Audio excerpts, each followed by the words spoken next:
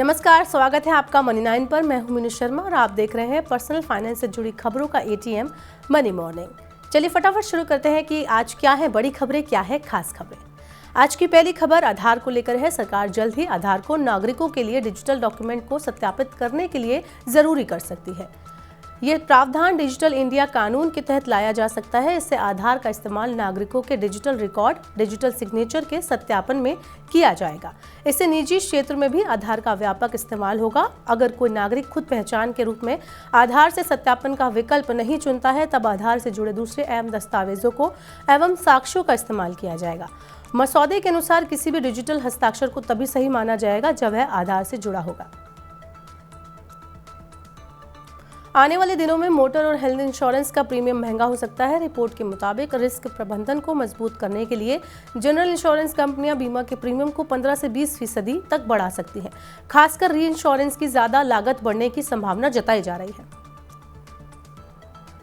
गाड़ी उत्पादन में लागत बढ़ने का हवाला देते हुए ऑटो कंपनियों ने त्योहारों से ठीक पहले गाड़ियों के दाम बढ़ाना शुरू कर दिया है। हाल ही में किया मोटर्स ने गाड़ियों के दाम बढ़ाने की बात कही है। इसके अलावा two wheelers company hero motor Corp ने भी टू व्हीलर्स की कीमतों को बढ़ाने की बात कही है। इस साल होने वाले राज्यों के विधानसभा चुनाव से पहले केंद्र सरकार नेशनल पेंशन सिस्टम यानी NPS में बदलाव कर सकती है। रिपोर्ट में कहा गया है कि सरकार NPS में बदलाव करके उसमें गारंटीड पेंशन का प्रावधान शामिल कर सकती है, जिसके तहत कर्मचारी के अंतिम वेतन के 35 से 40% के बराबर पेंशन का प्रावधान हो सकता है। आंध्र प्रदेश में किसानों को MSP की गारंटी मिल सकती है। रिपोर्ट्स के मुताबिक आंध्र प्रदेश सरकार किसानों को MSP की गारंटी देने के लिए एक कानून बनाने जा रही है। नए कानून में डिफॉल्टर्स को जेल समेत भारी जुर्माने का प्रावधान है। विधानसभा के अगले सत्र में संबंधित विधेयक को पेश किए जाने की उम्मीद है।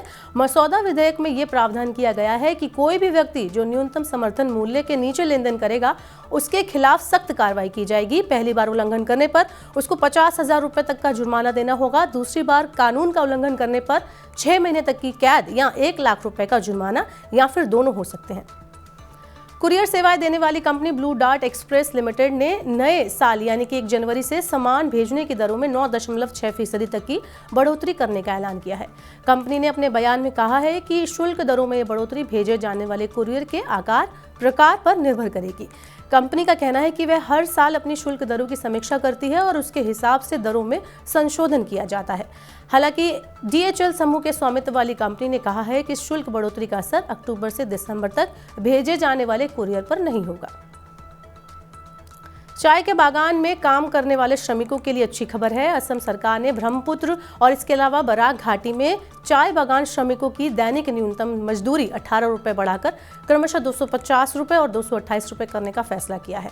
असम के मुख्यमंत्री हिमंत विश्व शर्मा की अध्यक्षता में हुई मंत्रिमंडल की बैठक में ब्रह्मपुत्र और बराक दोनों घाटियों में मजदूरी करने वाले लोगों के लिए यह निर्णय लिया गया है। ब्रह्मपुत्र घाटी में 1 अक्टूबर से दैनिक वेतन 232 रुपए से बढ़ाकर 250 रुपए कर दिया गया है, जबकि बराक घाटी में अब श्रमिकों को 210 रुपए की बजाय 228 रुपए मिलेंगे। इसके अलावा असम सरकार ने आगामी दुर्गा पूजा के लिए उद्यान प्रबंधन को 20% बोनस देने का भी निर्देश दिया है। प्याज पर निर्यात शुल्क में बढ़ोतरी के विरोध में व्यापारियों द्वारा निलंबित की गई प्याज की नीलामी 13 दिन बाद मंगलवार से महाराष्ट्र के नासिक जिले की करीब सभी APMC में फिर से शुरू होगी। बाजार से जुड़े सूत्रों के मुताबिक एशिया की सबसे बड़ी थोक प्याज मंडी लासलगांव APMC में मंगलवार सुबह 545 गाड़ियां पहुंची। शुरुआती सत्र में प्याज का भाव न्यूनतम 1,000 रुपए प्रति क्विंटल, अधिकतम 2,541 रुपए प्रति क्विंटल और औसतन 2,100 रुपए प्रति क्विंटल दर्ज किया गया। वाहन बनाने वाली कंपनी हुंडई मोटर इंडिया ने कहा है कि भारत में अब उसने सभी मॉडल 6 एयरबैग के साथ आएंगे। कंपनी ने ये घोषणा की है कि उसने हाल ही में पेश किए गए भारत NCAP में 3 मॉडल के साथ स्वैच्छिक भागीदारी का फैसला किया है।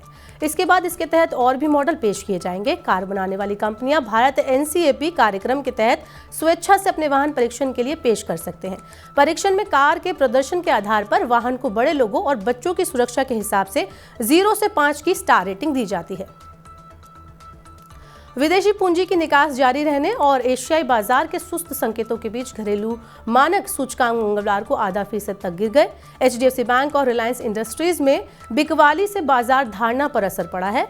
BSE का 30 शेयरों वाला सूचकांक सेंसेक्स 316 अंक की गिरावट के साथ 65,512 पर बंद हुआ। वहीं नेशनल स्टॉक एक्सचेंज का निफ्टी भी करीब 109 अंक गिरकर 19,528.75 पर बंद हुआ। अब चलते हैं आज की आखिरी और सबसे जरूरी खबर की तरफ। अमेरिकी डॉलर की मजबूती ने त्योहारों से ठीक पहले भारतीयों के लिए सोना और चांदी को सस्ता कर दिया है।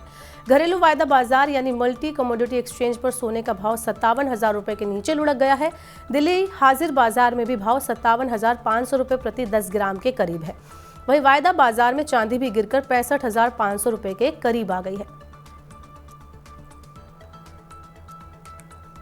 तो आज के मनी मॉर्निंग के बुलेटिन में बस इतना ही। अपने काम की जरूरी खबरें देखने और समझने के लिए सब्सक्राइब करें हमारे यूट्यूब चैनल को। पर्सनल फाइनेंस से जुड़ी खबरों को अगर आप पढ़ना चाहते हैं, समझना चाहते हैं तो हमारी वेबसाइट www.money9.com पर जाएं। यहाँ पर 7 भाषाओं में आप पढ़ सकेंगे, जान सकेंगे, समझ सकेंगे पर्सनल फाइनेंस से जुड़ी खबरों को। वहीं अगर आप खास कार्यक्रम देखना चाहते हैं तो मनी 9 के ऐप को जरूर डाउनलोड कर लें। इसके अलावा बने रहिए मनी 9 के साथ। नमस्कार।